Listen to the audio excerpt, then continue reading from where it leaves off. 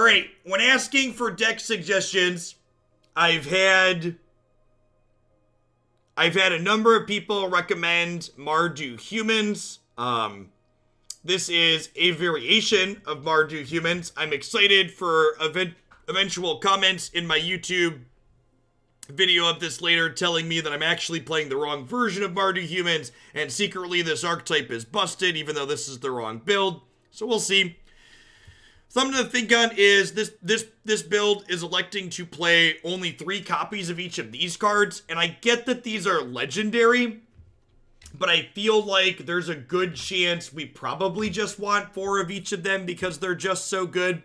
Judith especially is a card that is good at insulating us from sweepers because her triggers deal damage when they sweep the board, and when you draw the second Judith, she can just be a fork bolt. She can deal damage, so I wouldn't be surprised if, and in fact, I'm not going to add the 4th General. I'm going to cut this main deck Massacre Girl. It's kind of silly, and put a 4th Judith in before we start. We might get up to 4 Generals. We'll see.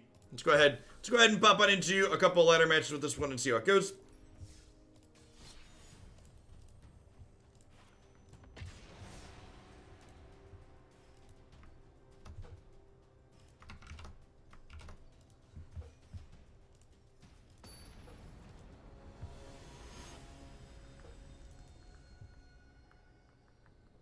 How was Mardu Yorian? It was very good against aggressive decks. It was unplayable against Jeskai Luka.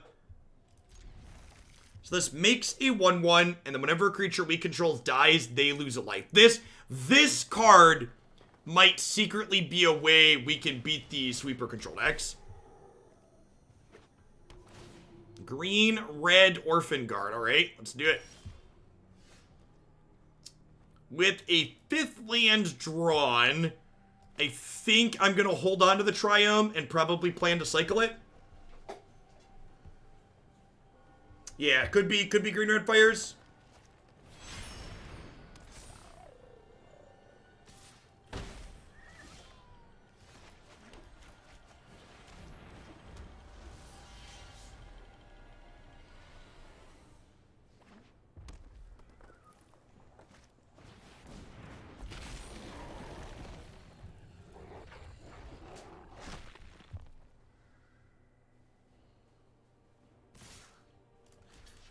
I trade here.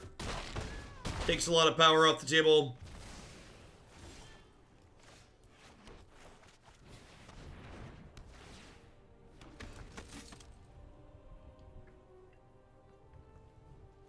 It's an attack sloth. It's a very mean attack sloth, I agree.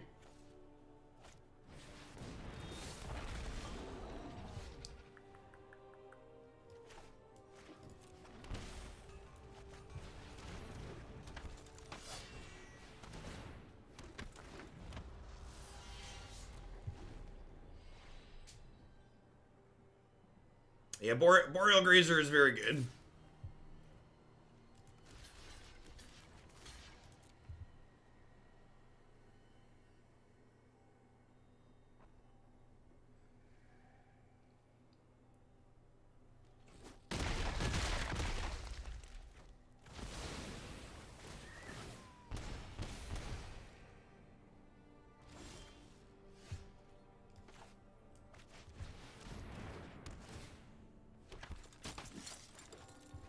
Really need a dire tactics here.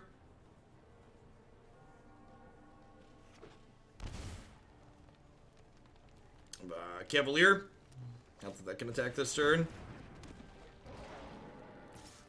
Yeah.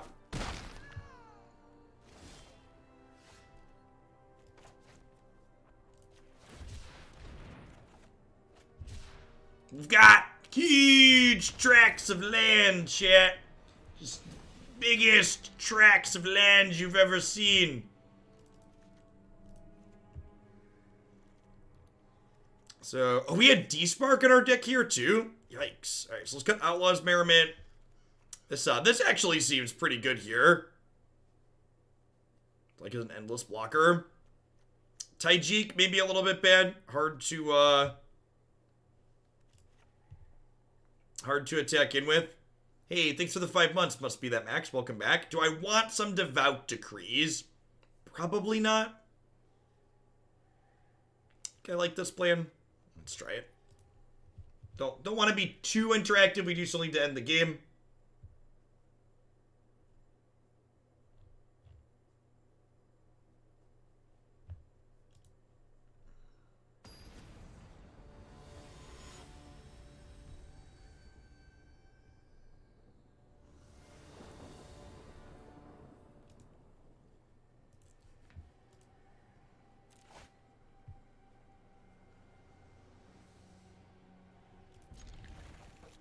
You block a trampler with the protection 3-drop, they trample over damage. Yes, so the way protection and trample works is completely unintuitive, like most things with protection. They have to assign what would be lethal damage to your protection dork. And then the rest goes over. Questing Beast does beat this, doesn't it? God, maybe this card's not playable. Is Bastion really better than Cruel Celebrant? Can you articulate yourself? Why do you think Cruel Celebrant is better than Bastion? Please explain.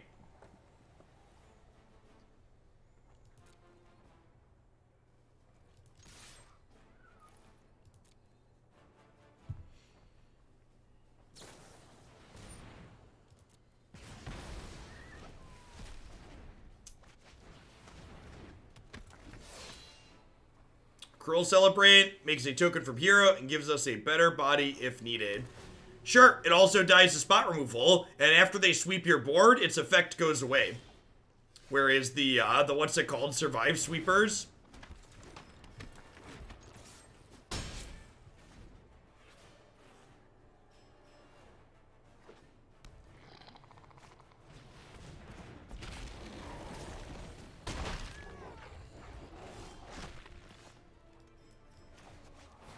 Alright, we drew some removal this game.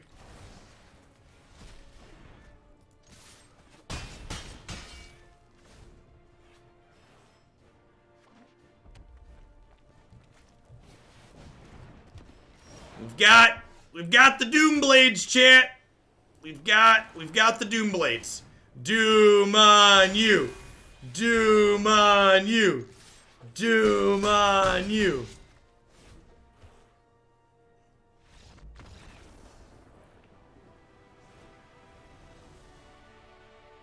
So, while our land count's a little bit high, you should note a couple of things. The first is that 3 of our lands cycle, and another 3 of our lands have activated abilities.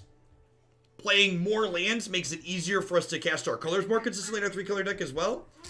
They brought me lunch, chat. I want you to know that Declan tried to hijack the candy, and Jacob protected it for you because it was for Daddy. I love you, oldest son. You're a good son. Yeah, you get away from my candy, child. I don't know where Declan picks these things up. But he goes, whoa. OMG. Probably those internet videos he watches. OMG. Nope, Declan, no. those are my candy. No. If you're good and eat some lunch yourself, I bet Mom will give you candy. You can have a piece of candy if you eat some lunch. Thank you, boys. Thank you, wife. That's a great idea, Daddy. What's a great idea? Maybe eat food, but get candy, okay? Eat food, then get candy, okay? Okay. Deal. Good deal. He loves making deals. He does love making deals. Close the door, Declan. My deal is nothing.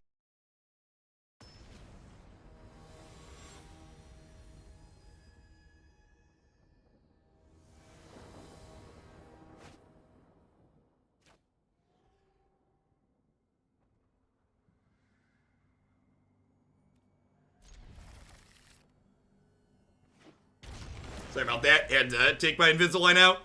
And remember, if you want the camera to stay on while I take my Invisalign out, make sure you sign up for my OnlyFans.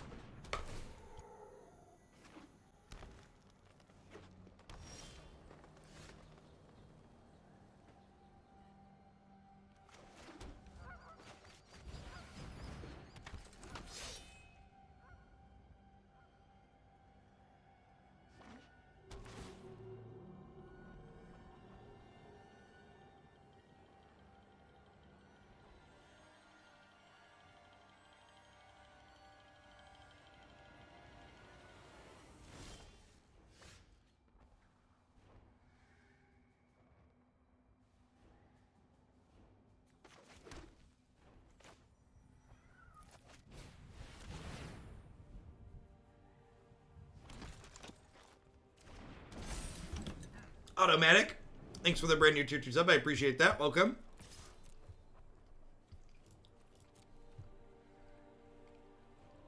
I did. I tweeted a picture of it half quarter too. The content on the premium Snapchat's been slowing down lately. How do we know OnlyFans will be worth it? Just gotta take a risk.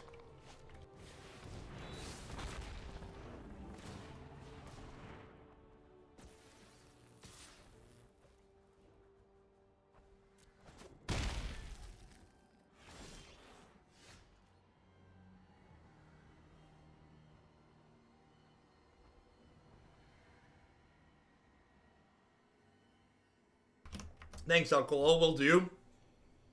All right, so do I Judith smash or do I Despark? So part of the appeal of playing Judith, I think I Judith because with the Despark, if I draw an untapped land next turn, I can play a 3-drop and a 2-drop. Whereas if I play my Despark this turn, I'm guaranteed to only have a 1-spell turn next turn as well. And the Judith, while leaving this back, lets me threaten to double block the Shifting Ceratops, which is decent. Nova Dude, thanks for the brand new Prime support. Welcome to Oglandia. If I Google OnlyFans on my work computer, how likely am I to get a phone call from IT? I'd recommend using your cell phone.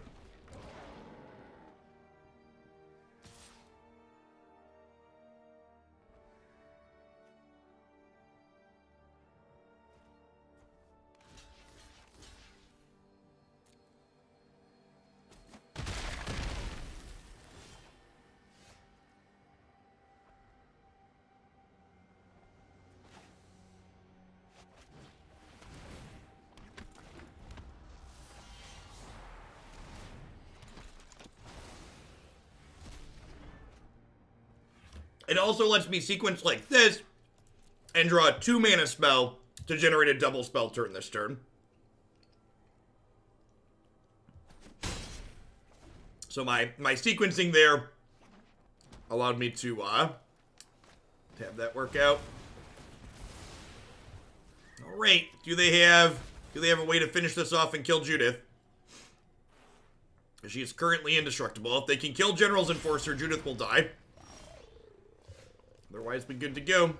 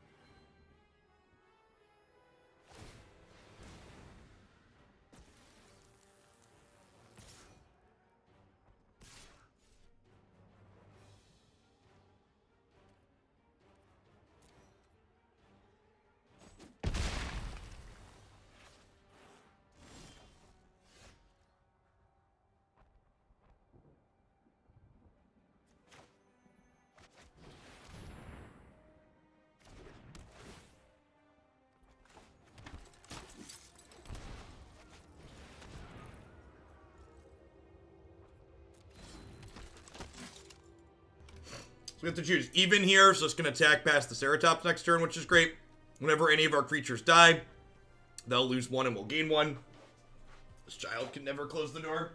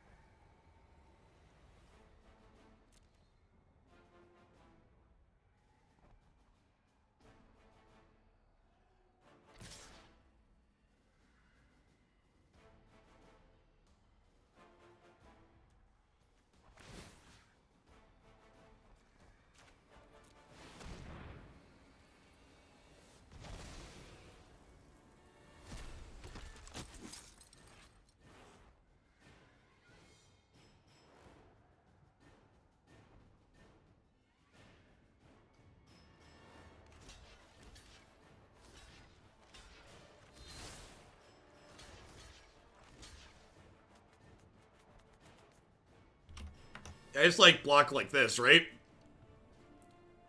Oh. Sorry, I meant to click on the other one. I just block like this, right? Is that good theoretically? Put one of these in front of here too. Probably should. This seems fine. Cleave. I mean, I can't play around cleave, right?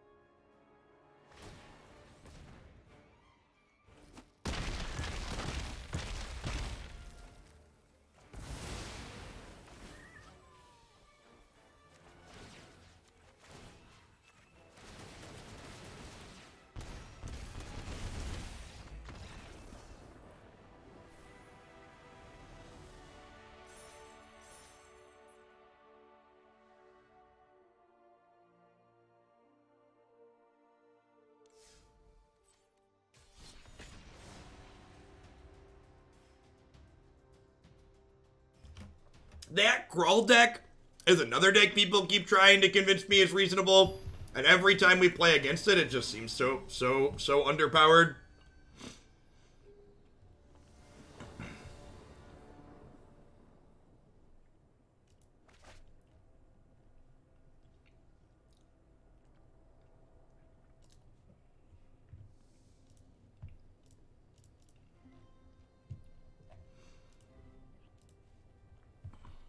This is probably a mulligan, right? Opponent's playing Yorion. I need to get under them.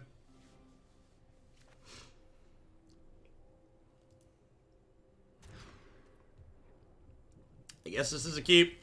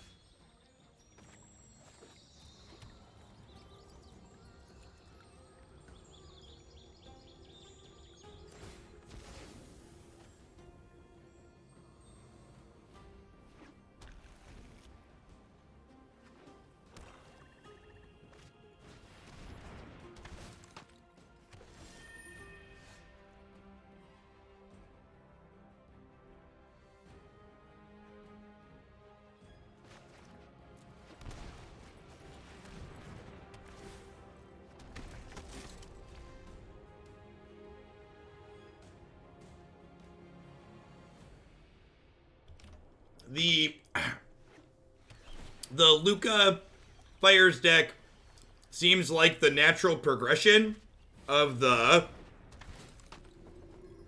greed in this format, right?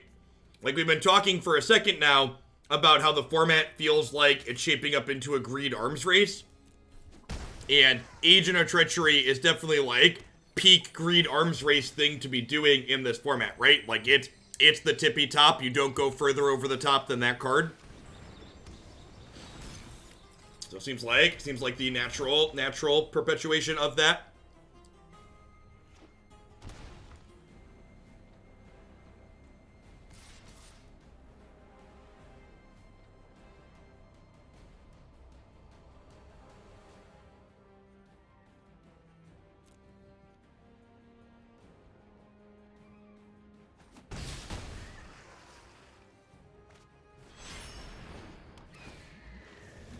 I think mass manipulation is too slow.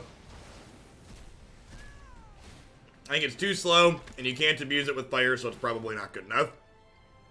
Am I enjoying Standard right now? It's a mixed bag. The decks that are competitive in Standard feel pretty reasonable, but I also haven't loved The decks that are good in Standard, I don't mind playing with, and I'm, like, enjoying the games.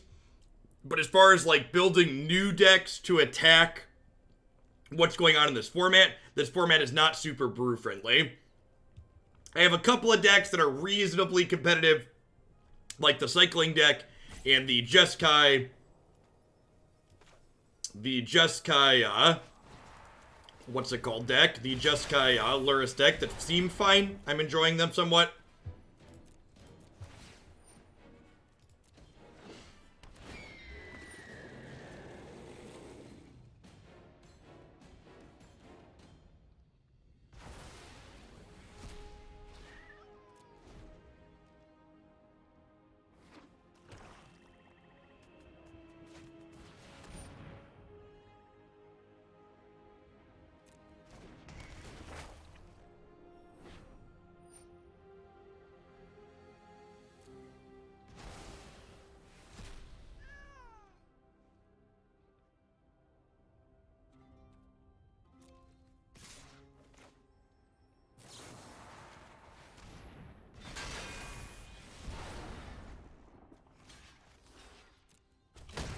People always bring up random ladder decks when I talk about things that I feel are competitive versus not.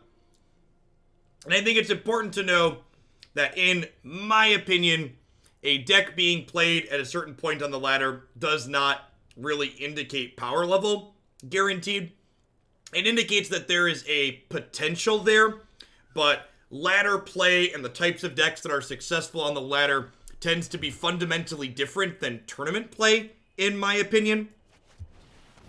Because you can be successful on the ladder through pure volume, as opposed to in a tournament where, you know, you don't just get to sit there and hammer matches 12 hours a day, right? Is an important distinction, I think.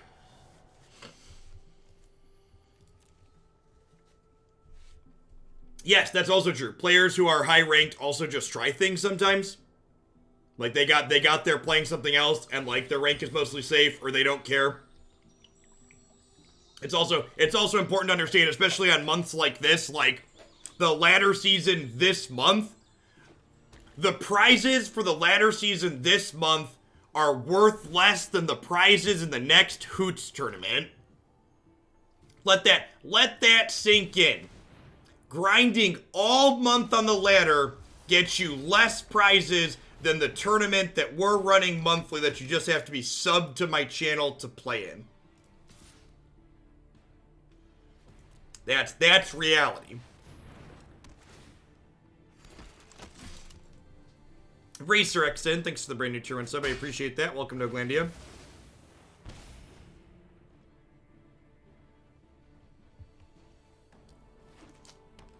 Is it full? It is full. The next tournament is going to be, what's it called? May the 23rd.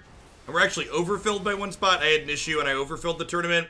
So I assume someone's going to drop. So hopefully that won't be the case. We'll have less than 250.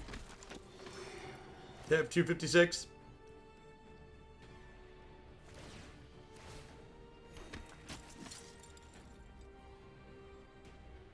I don't know. And again, this feels like a good example of, you know, our opponent's deck is even just a brew. They're not one of the established, known, good Yorion decks. And we're still just kind of getting destroyed here, right? Like, we weren't able to get under them, and then there's, like, this endless train of value. It's pretty unbeatable.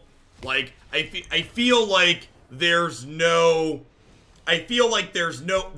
punishment in this format for being big and greedy.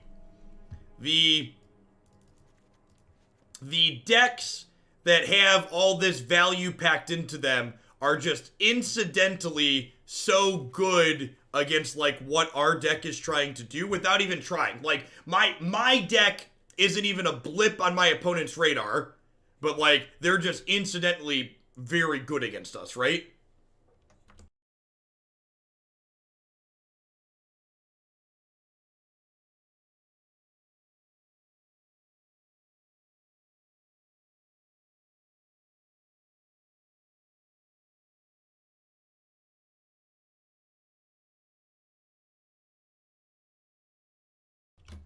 I should have boarded in Hushbringer. Yes.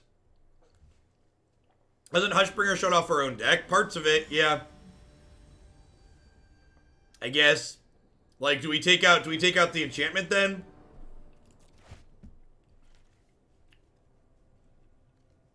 Like, shuts this card off. And like, I guess I keep this.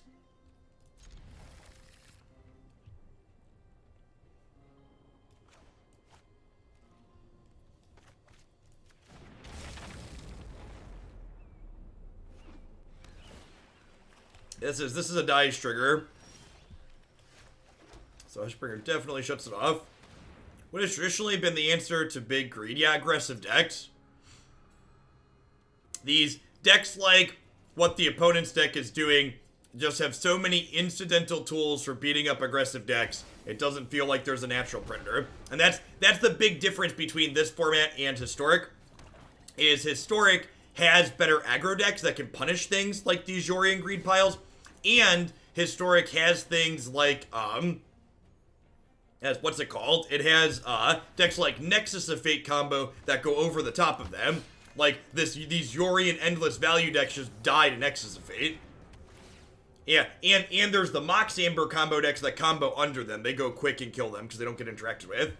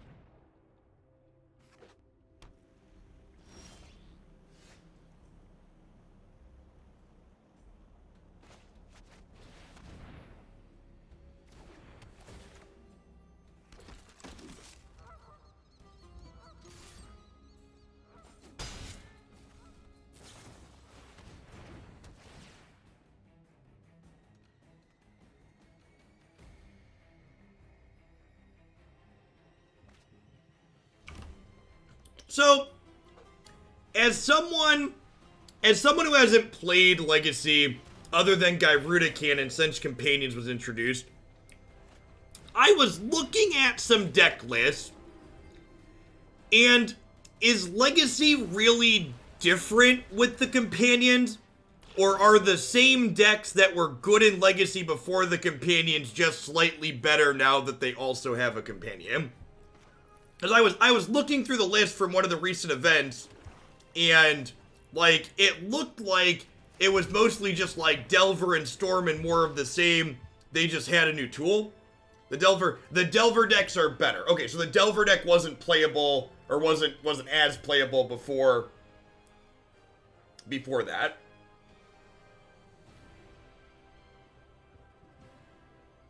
Because, like, when I, like, look at the top 32 or whatever of these Moto events, there's, like, sure, there's a lot of Luris there, but it's, like, there's also just, like, a lot of everything.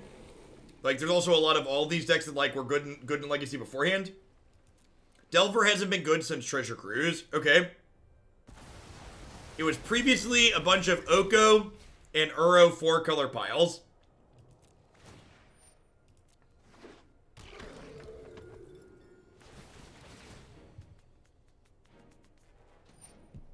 Alright, so we're going to Despark this. Not that it's really going to accomplish much because they have another one here next turn. I get to play Judith and attack next turn, but, like, again, there's so much card advantage here.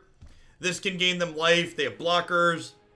It feels like when people were telling me that these Mardu human decks could consistently get under these Yorion decks, I was incredibly skeptical. And it feels like the way this is playing out so far is kind of working out the way I thought it would. Although General's a very good draw here. So General's going to let us apply a lot of pressure here.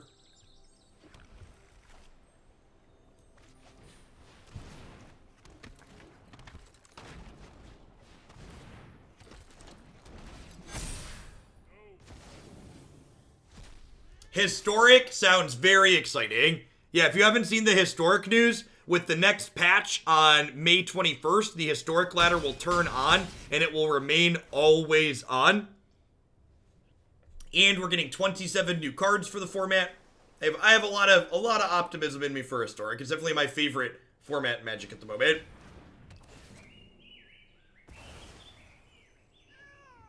We're gonna play more Jeskai Luris. In fact, it looks like we're over 2,000 viewers. If the viewer count stays okay during the rest of this set and Sultai control, I'm gonna play some Jeskai Luris at the end of the stream today. So I wanna work on that archetype for the arena event next month or later this month. All right, we did it, chat. We were able to beat him down. Judith in general being instrumental there. Maybe those two cards plus Bastion, like, does give us enough staying power. Do I want Hushbringer? Probably. Is it better than Bastion? Is this better than Bastion? Probably.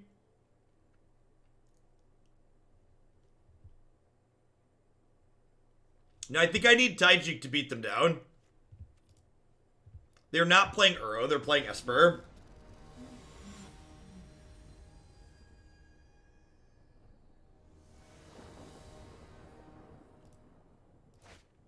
Hushbringer does also shut off Judith, correct? But Judith at least has the decency of giving our creatures +1 attack, so I think she definitely stays.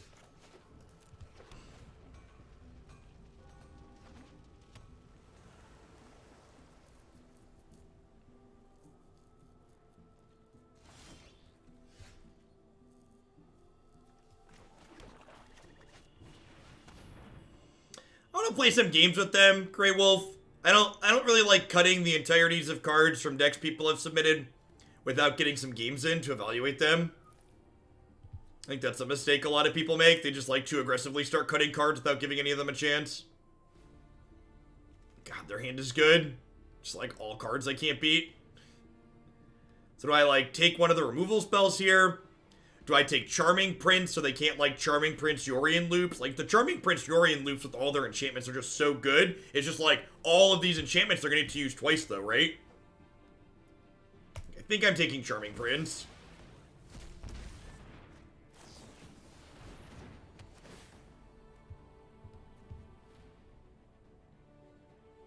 Despark deals with Elspeth, kinda. It deals with Elspeth after it exiles something I control. And then how do I get past a 4/5?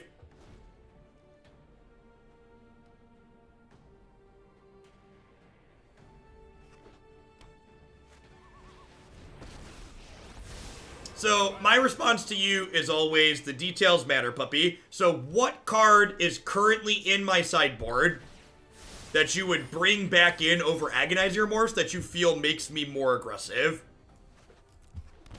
So be specific. Don't use vague buzz terms that are just like magic jargon.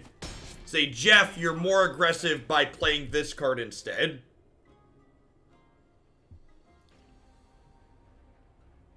Yeah, like they're just gonna get to kill all my stuff here, and I'm just gonna be sitting here with a handful of 1-for-1s.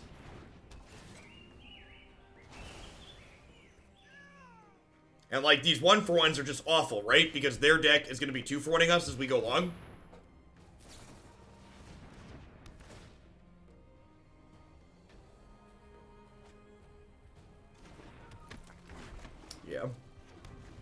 Yeah, like, I'm not sure how we ever, like, pretend my opponent doesn't have any of these cards, they just, like, have a 5th land. I don't know how we win from here. I am not going to sit this one out. I've got it.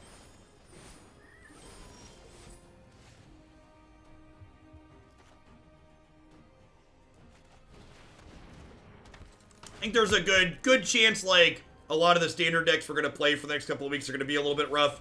A lot of them were accepted early in the format before we really knew what the format was going to be. They are missing their second white, but they're refusing to play. Maybe they'll keep refusing to play Othakaya.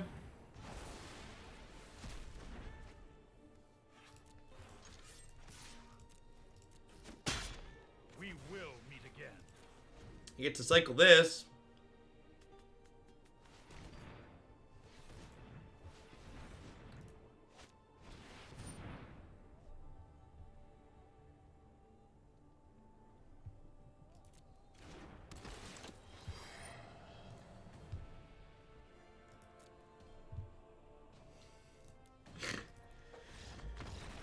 not conceding because they got lands. I'm conceding because of Yorion and all the other stuff that's looming.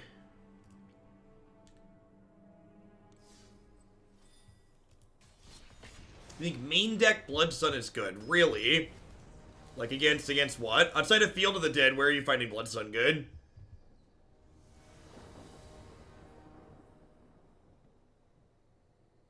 Yeah, I think my plan moving forward is that I think at next set release, I'm going to try having the deck submission price be higher at the set release from the start. So that way I don't have like this 3-week backlog. Taking slightly fewer decks because of a higher price, so that way we don't have the issue of having a backlog of stinkers.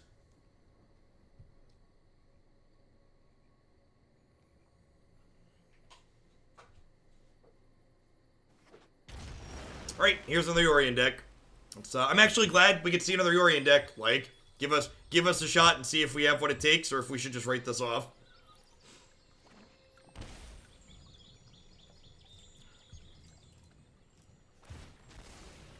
Core set over the summer. And then rotation with Zendikar in the fall. God, rotation cannot get here soon enough.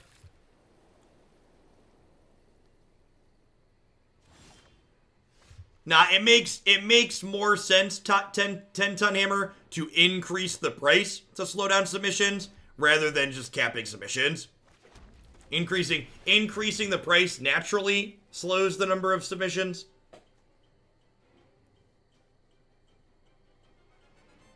So part of the reason why the queue gets so full is my submission price is very low, in part to encourage them, because in the past, like, that wasn't a problem, but, like, now that having that backlog is a problem around standard set releases, in formats like Historic, or when Modern and Pioneer were good, like, having a backlog was less of an issue, but the way Standard develops, for example, it's more of a problem.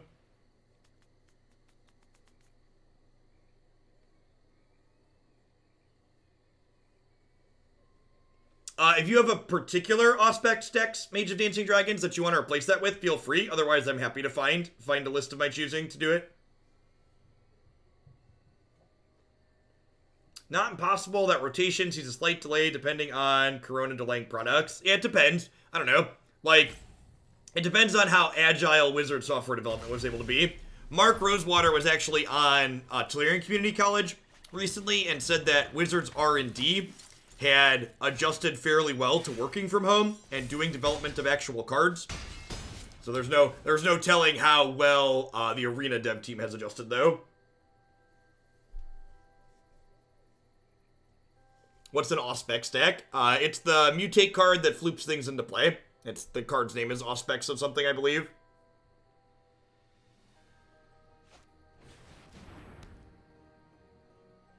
Because one of those things requires critical thinking skills to accomplish Labyrinth, and one does not.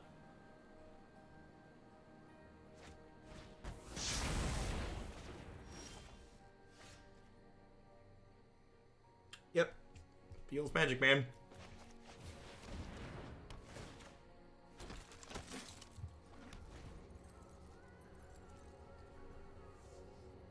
I think R&D is using cockatrice for testing cards that aren't yet. If they're smart, they are.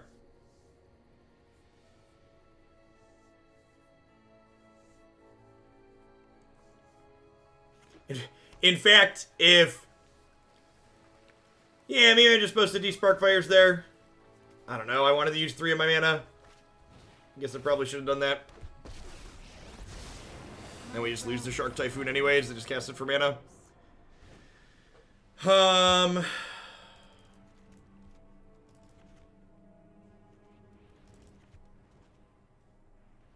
don't think this is a Hushbringer matchup. I think I need my cards that deal damage when they sweep.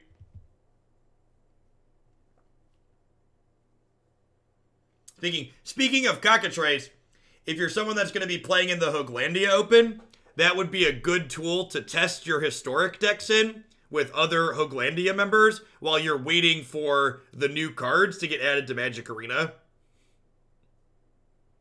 So once we get a full spoiler for Historic Anthology 3, remember you're only going to have like 2.5 days to play with the new cards on Magic Arena before the Open. Cockatrice is an open source tool that is it's like a card game emulator. It's actually what I used for the card preview window. So this is the deck editor on it. So like when I was pulling up card previews during the open, I just like type card names into here and then click on them, which is why you saw some like cards flipping through. And like it doesn't do any rules emulation, but it like lets you put images into play and manually play through card games. X-Mage is good. X-Mage is super clunky. X-Mage is functional. I would describe X-Mage as functional. I agree that Cockatrice is the best of the free platforms. When it's exactly like playing Paper Magic Online. Yep. Agree. When I was traveling to play a lot of Paper Magic, my buddy Matt and I, who does commentary with me for the Hoots events, we would basically do all of our testing on Cockatrice. We would sit in the same room on laptops instead of having to like proxy physical decks and shuffle them. We just like sit across each other in the room and like just play Cockatrice. Yes, hooray for Triumph bringing Castle to play untapped, right? So you'll note here that I had a decision on my mulligan. I elected to bottom these two cards because I felt rather than being disruptive, I'd rather try and pressure them out of the game here. So Hero into Tajic and into General here too is going to be a lot of pressure.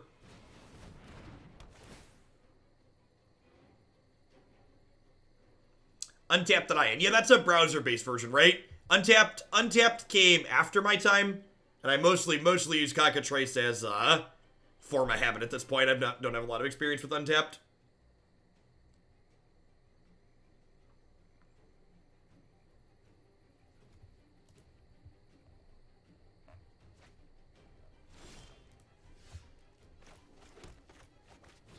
I guess you could theoretically test Historic with other subs on Magic Online too.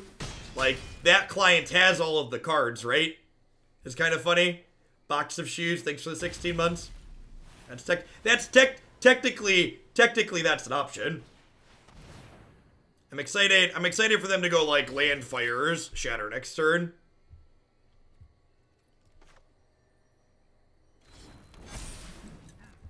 Are they dead? They're so close to dead.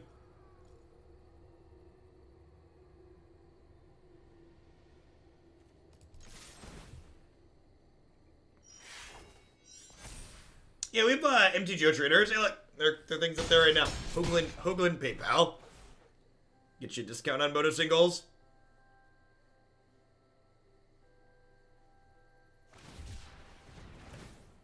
Dear opponent, please don't wrath my board. This is a spot where Judith is much better than General, right? If this was a Judith, they couldn't sweep and live. Yay! They did nothing and died.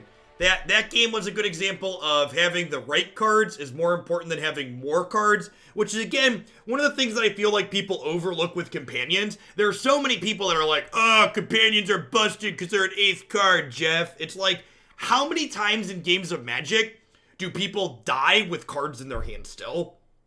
Like, the best card advantage is killing your opponent while they have 5 cards in their hand. It's like a 5 for 0.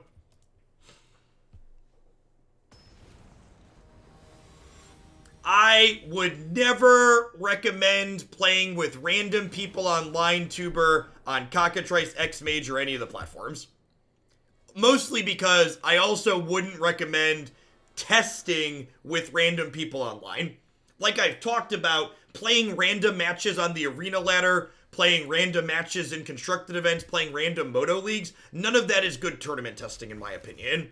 Good tournament testing consists of sitting down with someone else who you respect as a Magic player that you know is going to provide you reasonable play, and both of you being critical and dissecting your matchups as you go, and more importantly, it consists of playing the matchups you actually care about.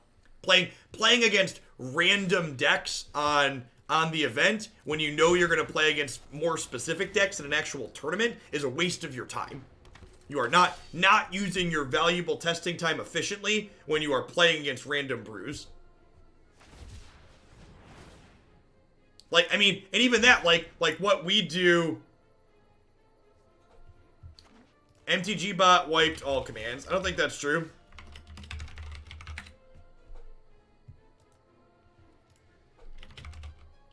That definitely shouldn't be true. We were using commands earlier today. The bot might currently be down.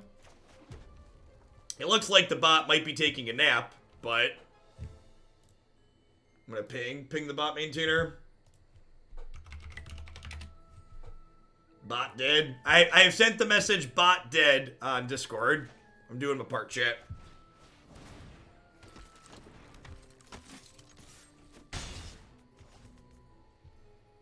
Is Cardboard Live down? Oh no, is the internet failing? Is the internet failing?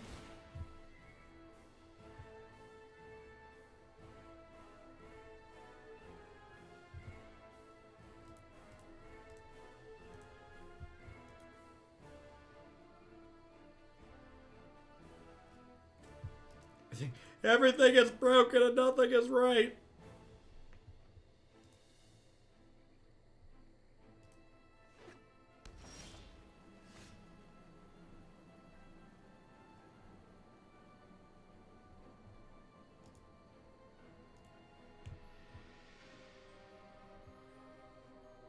Alright, so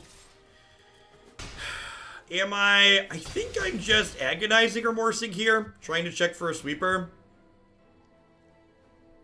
That's a collection of magic cards. Alright, well, I guess we'll take that one.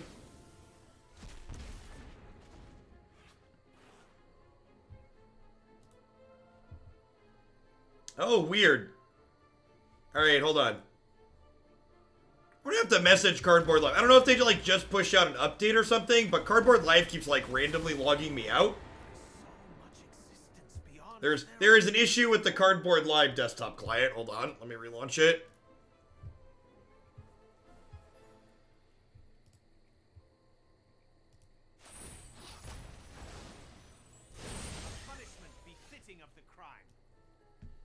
A new update is ready to install. All right, yeah.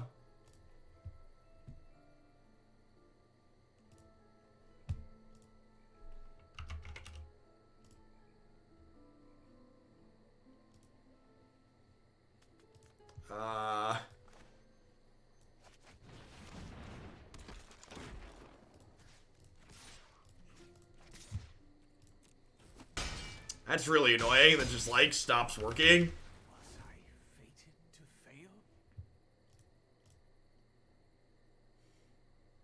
fail? Their updater seems real buggy.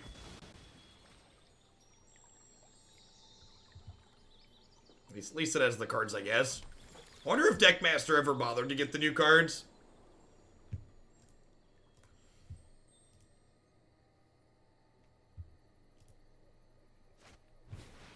Alright, Cardboard Live is just refusing to update.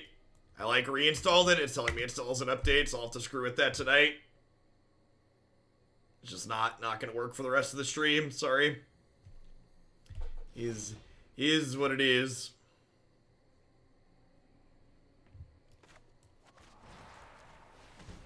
So I expect we're gonna get Omen of Fire on Judith. They'll take 1, we'll attack for 3, they'll be at 3.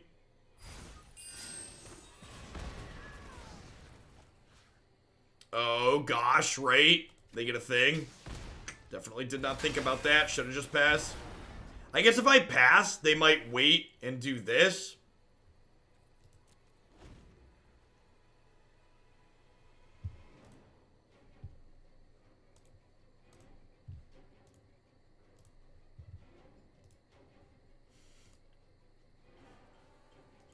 It like their updater like it uninstalled itself and didn't reinstall itself. Like I have the original EXE in my downloads folder, but like the actual application is just like fragged itself off my computer.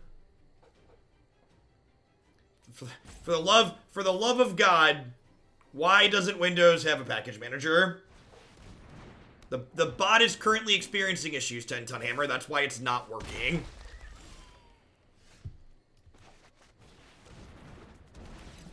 I believe the bot is currently dead. Winota is the most busted card in Historic. Yeah, those aren't really a package manager. They're like a wrapper, kinda, but they're not, it's not quite the same as, sometimes only use Windows, what's a package manager? Think of a package manager as the Google Play Store or the Apple Store for your desktop operating system. Those mobile ways that you install applications from a centralized repository, and that repository also serves all the updates, so you don't have every individual application trying to code its own update process. Yeah, Chocolaty's not technically a package manager in the actually sense, and like some of the features that it has and what it actually does fall short of what a package manager does on like a Linux platform or something like your mobile OS.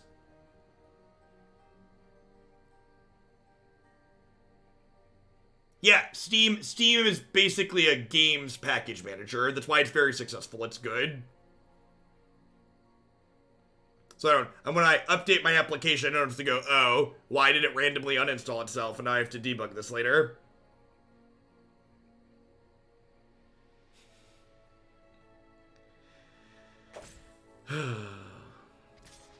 Again, feels like a pretty good example of why the opponent's archetype is just very good and ours leaves a little bit to be desired. It's like, have a lot of incidental value in their deck. Or mostly just getting outclassed here. I only have one white source here with my awkward mana. Feels bad, man.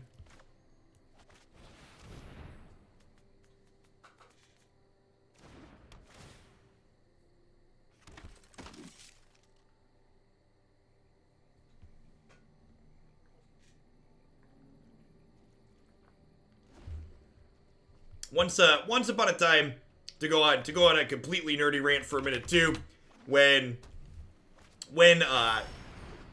disk space was a premium on computers before it was just like widely available and not a big deal to get extra disk space, package managers also provided shared dependencies for applications, which was nice. So you didn't have two different versions of the same thing on your computer taking up space, but these days, hard drive space is so trivially cheap, that's not really a feature worth mentioning anymore.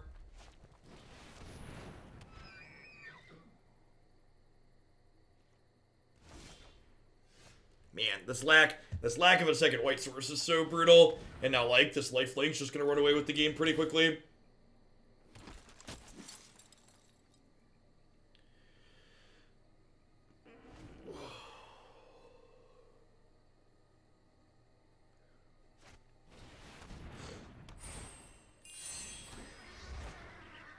Back in the day, disk space was so important they coded years in 2-digit formats, and 30 years later we had the Y2K disaster. Yep.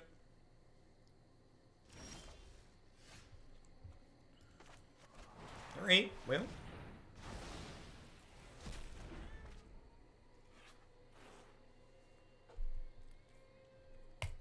Get rid of their lifelink at least.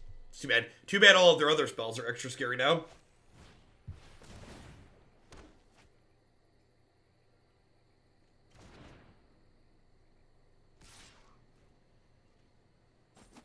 I don't think we raise any of their threats saving. Do you see how low my life total is? So, like, it's kind of not neither here nor there.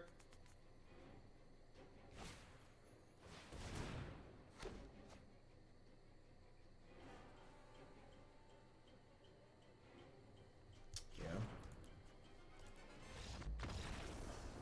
Isn't 500 gigs all anybody needs? Nah.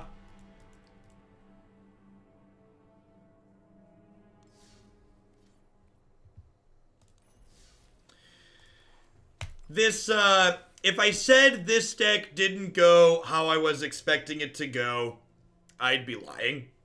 We beat up the non-Yorion deck that we played against, and these kind of mopey, aggressive decks that aren't super low to the ground because their curve starts at 2 just continue to not be good enough against these Yorion decks. The Yorion decks just have so much incidental life gain and sweepers and stuff like that that these types of aggressive decks just don't end up feeling competitive. So I'm gonna go ahead gonna go ahead and write this one off. I think it went about how I was expecting it to go. All right, we are gonna dive on into some Sultai control up next here. Before we get into this one, I do need to run and brush my teeth so I can throw my Invisalign back in since I just ate some lunch. We'll be back in just a few minutes. Thanks for hanging out today, folks. Don't go anywhere.